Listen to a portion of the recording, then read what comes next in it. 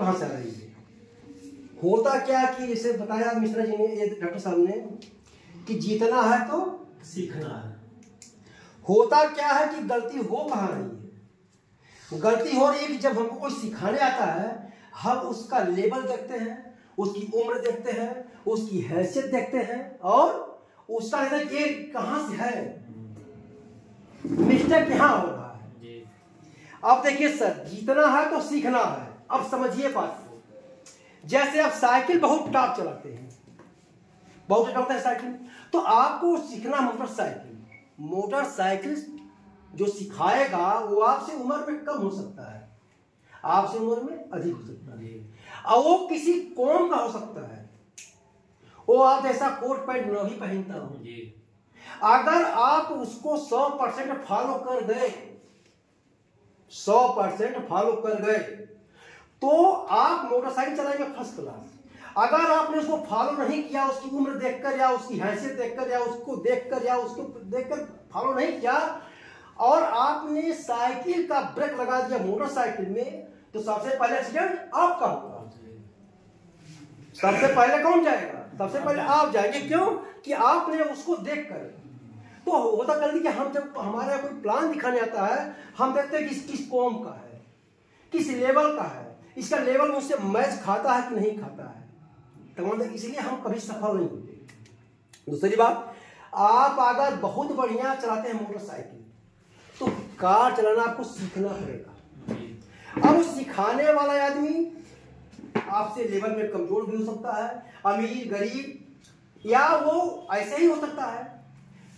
अगर आपने 100% उसको फॉलो कर लिया, तो आप चलाएंगे कार फर्स्ट क्लास। लेकिन अगर आपने उसको फॉलो नहीं किया, उसकी इमेज को, उसके स्तर को देखकर फॉलो नहीं किया, या उसके लेवल को अपने छोटे, कि हमसे बहुत छोटा उम्र का है, अगर फॉलो नहीं किया और आपने मोटरसाइकिल का ब्रेक लगा दिया कार में, तो सबसे पहले एक्सीडेंट किसका होगा? आपका होगा। होता का कि आप कार बहुत टॉप चलाते हैं और आपको चलाना हेलीकॉप्टर, और कोई सिखाने वाला अगर मिल गया किसी दूसरे कौम का, छोटा बड़ा या ऐसा भी गया, आप सोचते हैं कि इससे क्या सीखेंगे, और आपने समझ लिया उससे, लेकिन उसको फॉलो नहीं किया, और वही कार का ब्रेक लगा दिया हेलीकॉप्टर में, तो सबसे पहले कौन मरेगा? आप मरेंगे। होता क्या कि हम सफल इसलिए नहीं होते हैं क्योंकि हम लेवल में जाते हैं। दूसरी बात, देखिए सर, बहुत समझाने का बिजनेस नहीं है। जैसे आपने बहुत समझा दिया, बहुत समझाने का बिजनेस नहीं है। बहुत जानकारी खतरनाक हो जाती है, क्योंकि हर आदमी आपका मूल्यांकन अपने स्तर से ही करता है। आप पानी को लाख उबालिए, आग से उतरते ही वो ठंडा होने लगता है। आप कुछ समझाएंगे, फर्क नहीं पड़ेगा। मैं देता हूं एक एग्जाम्पल आपको, बहुत मामूली सा। एक डॉक्टर 45 साल की उम्र तक पढ़ता रहा अमेरिका में। पढ़ने के बाद वो आया तो कहा कि अब तो मेरी उम्र बहुत काफी कट चुकी है, और मैं क्या करता हूं कि सुधार करता हूं। मैं क्या करूंगा सर? सेवा करूंगा देश की। तो आया अपने घर, तो देखा तो घर के बहुत सारे लोग पी पी करके उलट रहे थे। डॉक्टर ने सोचा कि क्यों न मैं गांव से ही सुधार करूं, क्यों न मैं अपने गांव से ही सुधार करूं। अगर गांव सुधरेगा तो एरिया सुधरेगी, एरिया तो ब्लॉक, ब्लॉक से जिला, जिला से प्रदेश, प्रदेश से पूरा भारत, पूरा विश्व सुधर जाएगा। तो शुरुआत क्यों न करूं? तो देखा कि बहुत सारे पियक्कड़ उसी में लुप्त होकर लोग घूम रहे थे। उसने कहा कि बहुत जो नए थे उनको छोड़ दिया, जो पुराने पियक्कड़ थे, इंटरनेशनल थे, जिनको 4 बोतल पीने में कोई नशा नहीं होता था, उनको बुलाया। कहा भाई सारे लोग आओ हमारे पास आओ, सब लोग आओ, हम कुछ बताएंगे। तो लोगों ने सोचा कि डॉक्टर साहब 45 साल तक पढ़ते रहे, इतनी इंटरनेशनल जानकारी इनके पास है, कुछ इनसे सीख लिया जाए। तो सारे लोग इकट्ठा हुए। डॉक्टर जैसे गिलास है, ऐसे गिलास में शराब डाल दिया, ऐसे ही शराब भर दिया। कहा देखो क्या चीज है? कहा अरे सर, हम लोग रोज ये पीते हैं, ये शराब है। अच्छा, फिर उसमें 2 केचुआ डाल दिया। कहा देखो क्या हुआ? केचुआ 2 मिनट में गल के रंगा हो गया। कहा क्या सीखे इससे? कुछ समझ में आया? कहा कि सर समझ में तो आ गया, बहुत बहुत आपका धन्यवाद डॉक्टर साहब, आपका बहुत बहुत धन्यवाद। हम लोग पूरी बुढ़ापा आ गया, जो नहीं सीख पाए आज आप सीख लीजिए। कहा क्या तो डॉक्टर, मन ही मन प्रसन्न हुआ कि मैं इतना पढ़ लिख कर आया, इतना विद्वान, आज मेरी पढ़ाई सफल हो गई, आज हमारी पढ़ाई सफल हो गई। तो कहा कि अच्छा तो काहे क्या समझिए हमसे। तो कहा कि देखिए डॉक्टर साहब धन्यवाद, अब तक हम लोग अंधेरे में पी रहे थे, अब हम लोग खुलेआम पिएंगे, समझिए। कहे कि अब तक हम लोग अंधेरे में पी रहे थे, घर की पतेली बेचकर पी रहे थे, खेत बेचते थे, खेत बंधन रखते थे, अंधेरे में पी रहे थे, पिताजी मारते थे और देती थी गाली, फिर भी हम चोरी चोरी पीते थे। अब हम आप इतना सिखा दिए कि हम खुलेआम पिएंगे। कहा कहीं पियोगे? कहा आपने साबित कर दिया कि शराब पीने से पेट में केचुआ नहीं होगा। अब हम अपने कहेंगे अपनी औरत से, तुझे सदा सुहागन रहना है, पिताजी अगर आपको अपना वारिस चिंता रखना है तो हमको दारू पीने दीजिए।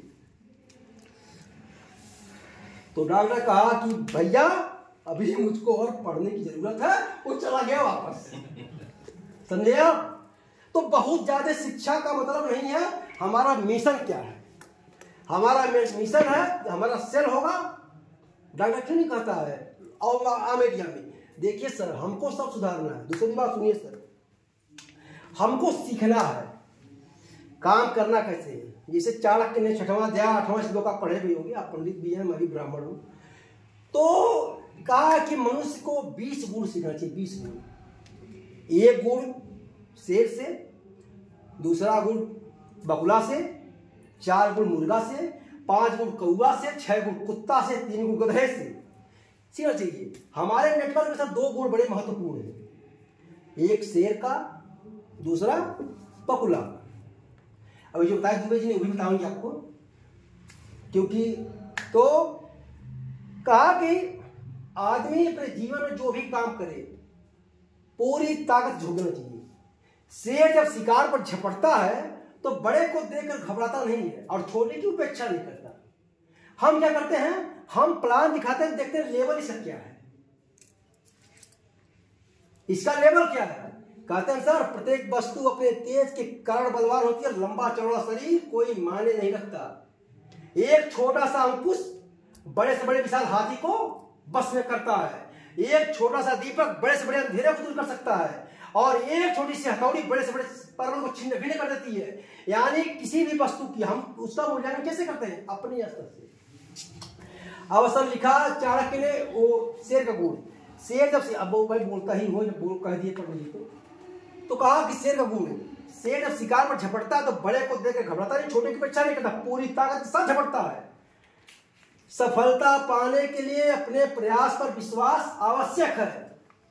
जैसे सर जैसे लिखा कि पूरा ताकत करना चाहिए शुरू में। जैसे मान लीजिए फॉर एग्जाम्पल, मान लीजिए हम 5-6 लोग हैं, एक टेम्पू खड़ा है, अब हम लोग धीरे धीरे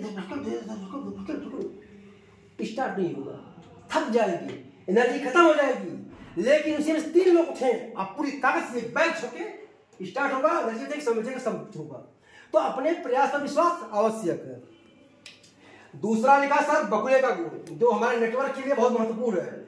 लिखा कि बुद्धिमान व्यक्ति को अपनी इंद्रियों को बस में करके समय के अनुरूप अपनी क्षमता को तोड़कर बगुले के समान अपना कार्य सिद्ध करना चाहिए। तब तक ध्यान रखे जब तक लक्ष्य के पास रह जाए। बुद्धिमान व्यक्ति को अपनी इंद्रियों को बस में करके समय के अनुरूप अपनी क्षमता को तोड़कर बगुले के समान अपना कार्य सिद्ध करना चाहिए। तब तक लक्ष्य है जब तक लक्ष्य के पास नहीं। सर मैं जो बोलूंगा वो हवा में नहीं बोलूंगा सर, मैं किताब का पढ़ना था, किस पन्ने में, किस श्लोक में, किस लाइन में, किस जगह, किस उत्तर लिखा, मैं बता दूंगा आपको। उसके लिखा सर, लिखा चाणक्य ने कि जो राजा शक्ति ना होते हुए भी मन से हार नहीं मानता, दुनिया की कोई ताकत उसे परास्त नहीं कर सकती। कहागा मन के हारे हार, मन के जीते जीत। और हारता सर उसी को अरस्तु ने कहा चंद्रगुप्त से, चंद्रगुप्त इनसे सिकंदर से। अरस्तु ने कहा सिकंदर से कि देखो हारता वो नहीं है जो गिर जाता है, बल्कि हारता वो है जो उठने से इनकार करता है। दूसरी बात सर, मेहनत किया जाए सफलता मिलेगी। लेकिन यह है, अब देखिए सर होता क्या है, अपलाइन क्या करता है, इसे मार्केट से हमको प्रेशर आते हैं। आप कहें बोलिए बोलिए प्रेशर नहीं है, अब नहीं करता, अपलाइन धक्का देता है। किसके लिए? कामयाबी के लिए। एक टीचर उसी छात्र को ज्यादा मारता है जिसको बहुत ज्यादा पढ़ने में बढ़िया हो, जिसको बहुत मानता हो। 500 की टीम है, अगर कोई आदमी, अगर आपको लीडर फोन कर रहा बार बार और आपने पॉजिटिव लिया, देखिए इतनी बड़ी टीम है, दुबे जी चाहे डॉक्टर साहब हमको फोन करते हैं, यानी हमारा शुभचिंतक है, लेकिन ये कहते कि साला पागल है जब हमें कहीं फोन करता है, उल्टा हुआ। अब सर अपलाइन क्या करता है, सब धक्का देता है। जैसे देखिए अब क्या हुआ कि एक बार की बात है, एक राजा था, उसकी एक ही लड़की थी। लड़की ने कहा कि पिताजी हमारी शादी कर दीजिए। तो राजा कहा कि बेटा शादी किससे करोगी? कहा मुझे जिसके पास बुद्धि तेज है शादी हमें उससे करना है, जिसके पास बुद्धि तेज है शादी हम उससे करेंगे। तो कहे कि अरे दौलत भी तो कोई चीज है। कहा नहीं पिताजी, बुद्धि रहेगी तो दौलत फिर आ जाएगी, और दौलत से बुद्धि चली जाएगी, क्या फायदा। तो कहा कि क्या करूं बेटा? कहा कि पिताजी एक तालाब खुदवाइए, उसमें ढेर सारा मगरमच्छ डाल दीजिए, जो उस तालाब को पार करेगा शादी में उचित करूंगी। ढेरों पिटवा दिए। लोग देखे कहे कि अरे जब जिंदा रहेगा तब शादी करेगी, मर जाएंगे। तो बहुत सारे राजा महाराजा आए, लड़की सुंदर थी, लेकिन कहे कि भाई जब बचेंगे तब ना, इतने बड़े बड़े मगरमच्छ मुंह भाए हैं। तो जब भीड़ भाड़ होती है तो आप देखेंगे कि उसमें बहुत सारे हरवा चरवा भी आ जाते हैं, अगल बगल के आ जाते हैं। मैं बताऊंगा बड़े शॉर्टकट में, क्योंकि समय बहुत कम है। तो नहीं, समय पूरा है। ठीक है, ओके, आप पूरा समय देखिए सर होता क्या, तो उसी में जब हरवा चरवा इकट्ठा हुए थे, उसी में एक आदमी गिर जाता है, एक आदमी उसमें गिर जाता है। अब वो भैंस चरा रहा था, लेकिन चरवाहा गिर गया। अब वो तड़प करके तालाब पार कर दिया। जैसे वो तालाब पार करता है, उधर राजकुमारी तैयार है फूल वाला लेकर, उधर राजा जी कि हमारा दामाद मिल गया, उनका पति मिल गया, बहुत ब्रिलियंट आदमी है, इतने मगरमच्छ में पार हो गया। वो कुछ आओ देखा न था, वहां पहुंचा जहां से गिरा था। कहा बताओ साले धक्का किसने दिया था? कहा बताओ धक्का यहां से किसने दिया था? उसमें एक बुजुर्ग था, जैसे हमारे दुबे जी। कहा देख भाई, धक्का तुझे कोई दिया तो अपनी कमाई से 1 बीघा कभी खेत नहीं खरीद पाता, लेकिन किसी के धक्का देने से आज तू राज्य का मालिक बना। तो धक्का सर कोई दे, किसी ने आपको बुलाया है, लेकिन वो आपका या आपका भविष्य ज्यादा सुरक्षित की बढ़िया हो, अच्छा हो, इसलिए धक्का दे रहा है। राइट बात समझ में नहीं समय रखा हुआ आपको। और सर देखिए इस बिजनेस को लोग समझेंगे अपने अपने स्तर से, क्योंकि सर किसी भी वस्तु की प्राप्ति प्रकृति के विस्तार पर नहीं बल्कि पात्र के आकार पर निर्भर है। किसी भी वस्तु की प्राप्ति प्रकृति के विस्तार पर नहीं, पात्र के आकार पर निर्भर होती है। आप बाल्टी को चाहे कुआं में, चाहे पोखरी में, पोखरा में, नदी में, नाला में, चाहे समंदर में डुबाइए, उसमें उतना ही पानी आएगा जो बाल्टी की क्षमता है। जैसे हर आदमी होता क्यों बिजनेस में, हम ट्रेनिंग प्रोग्राम में हम लोग असफल क्यों हो रहे हैं? इतना अच्छा प्रोडक्ट के बाद भी सफलता क्यों नहीं मिल रही है? उससे गौर करिए। आपको कहां बल लगाना, कहां बुद्धि लगाना, आपको इस बात ज्ञान है कि आपको कहां बल और कहां बुद्धि लगाना है। होता कहां, जहां को बल लगाना हम लगाते हैं बुद्धि, और जहां लगाना बुद्धि वहां लगाते हैं बल। असफलता साथ इसीलिए नहीं मिल रही है। दूसरी बात, आप बहुत बढ़िया हैं तो किसी खराब को जोड़िए। आप पहलवान तो कमियों जोड़िए। आप पैसे वाले हैं तो मजदूर जोड़िए। आप मजदूर तो सेठ को पकड़िए, क्योंकि दोनों के जब कॉम्बिनेशन बनेगा तो ही बड़ा करेंगे हम। और सर देखिए 90% प्लान है, 10% ही मेहनत है। आपको सीखना 90% है और करना 10% है। होता क्या कि हम करते कितना है? 90%, सीखते 10%। ये बहुत माइनस पॉइंट है कि हम सीखते बहुत कम है। सिखाने के लिए चलेगा नैनीताल, लेकिन सीखने लिए आजमगढ़ नहीं आएंगे। अब देखिए सर, आपको लाख पूंजी है और आपको दिमाग नहीं है या आपको सोच नहीं है, जैसे आपने कहा पॉजिटिव थिंकिंग चाहिए, तो पॉजिटिव थिंकिंग होनी चाहिए, तभी बड़ा करेंगे आप। जैसे मान लीजिए एक बार क्या हुआ कि एक लड़का MBA करके जा रहा था। सर सुनिए, आप तो सुनकर मैं बड़ा खुश हुआ कि मतलब आप भी हैं। तो एक लड़का MBA करके जा रहा था और एक आदमी तरबूजा बेच रहा था। तरबूजा वो एक हफ्ते से रखा था, अब बिक नहीं रहा था। लोग आते थे, थू थू करके चले जाते थे। अरे यार कुछ दम नहीं है, दम नहीं है। लड़का कहा कि भाई मैं बेरोजगार हूं, मुझको दे दो तरबूजा 5 रुपए का। व्यापारी कहा अरे यार तू पूरा पसेरी ले ले, इसको वैसे ही फेंकना ही है, क्या करेंगे हम इसको। कहा क्यों फेंकेंगे। कहा कि देख भाई, हम एक हफ्ते से जो ट्रक यहाँ खड़ा है उसका मैं रोज देता हूँ भाड़ा, और इसको मुझे फेंकना तू यार, इसको ले ले पूरा पसेरी, बोरिया ले ले। कहा नहीं मैं लूंगा 5 रुपए का। कहा भाई 5 रुपए क्यों लोगे। कहा 5 रुपये का ही लूंगा। कहा अरे बेहुदा पूरा बोरिया भर ले, इसको मुझे फेंकना ही फेंकना है। कहा क्या बात है। कहा देखो मैं व्यापार इतना दूर से इतना दिन से कर रहा हूँ, लेकिन आज तक ऐसा जो है घाटा मुझे नहीं हुआ, पूरी जिंदगी में इतना बड़ा घाटा मुझे कभी नहीं हुआ। तो लड़का कहा देखो भाई, इसको भी पॉजिटिव थिंकिंग पॉजिटिव करो, अच्छा सोचो, सकारात्मक सोचो, सकारात्मक। तो वो कहा कि तो खा इस तरबूजा को, एक शर्त बताओ, तरबूजा ये बिक जाएगा लेकिन जितना फायदा होगा उसका 60% मैं लूंगा। तो व्यापारी कह रहे बेहुदा है, तू 100% रख ले, बस ट्रक खाली कर दे। वो कहा कि ट्रक नहीं, जितनी लागत लगी है तरबूजे में, उस लागत को छोड़ने के बाद जो फायदा होगा उसका 60% मैं लूंगा। वो कहा गजब आदमी है तुम, तेरे पास दिमाग है। कहा दिमाग है मेरे पास, शर्त मानो। कहा ठीक है चल तेरी बात मानते हैं। वो लड़का ले गया तरबूजे को गंगा किनारे खूब धुलवाया और कहा कि यहां से ले चलो 50 किलोमीटर आगे। तो कहा चल तेरी बात मानता हूं, बात माना, धुलवा दिया। वो लड़का एक बना था बनवाया बैनर और दिल्ली के उस पार ले गया। उसमें लिखा था कि विश्व में धरती के आज तक में पहली बार शुगर फ्री तरबूजा थोड़े से महंगे दाम में। लोगों ने चखा, अरे यार बुढ़वा का, अरे बिल्कुल शुगर फ्री है, पहली बार। आप तो कभी जानते नहीं शुगर फ्री होता है। 2 घंटे सब तरबूजा बिक गया। जब फायदा हुआ तो व्यापारी कहा कि मेरे पूरे लाइफ में इतना बड़ा फायदा कभी नहीं हुआ जितना आज हुआ है। आज तेरे बुद्धि से मुझे आज इतना बड़ा फायदा हुआ कि सर तुम्हें बेच तरबूजा शुगर फ्री बना कर। कहा तू अभी तक करता क्या है। कहा मैं तो बेरोजगार हूं। कहा देख बेटा, तेरे पास बुद्धि है, मेरे पास बल है, धन दौलत है। अगर हम दोनों मिल जाए तो इतिहास कर देंगे।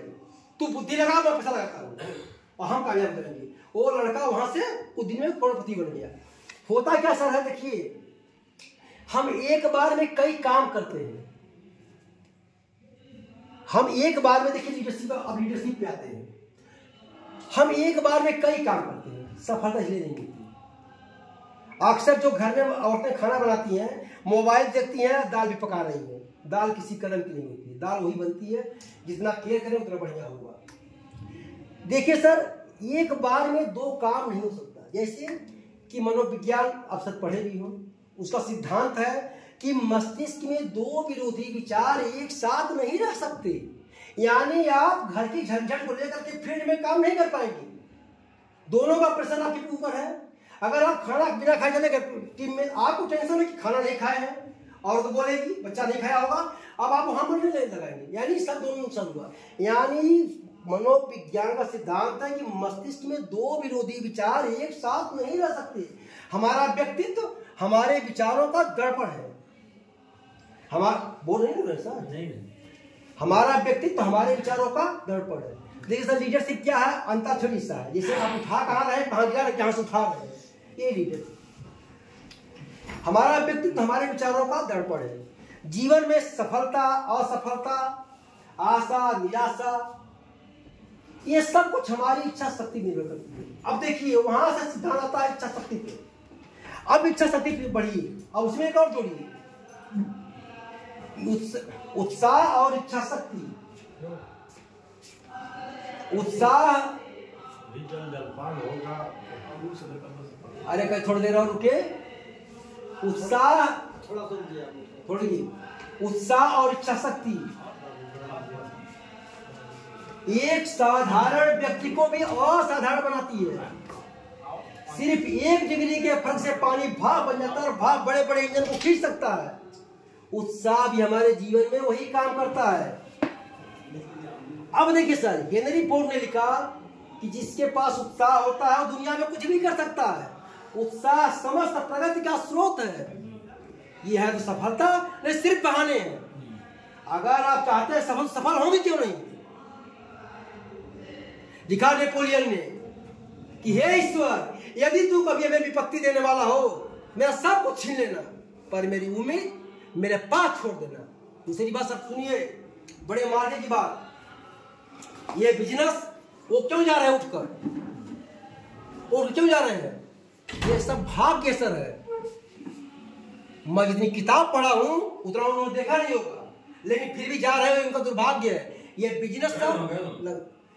बिजनेस सर ईश्वर का वरदान है। जो मैं कह रहा हूं थोड़ी देर रुके रहिए, सुनिए।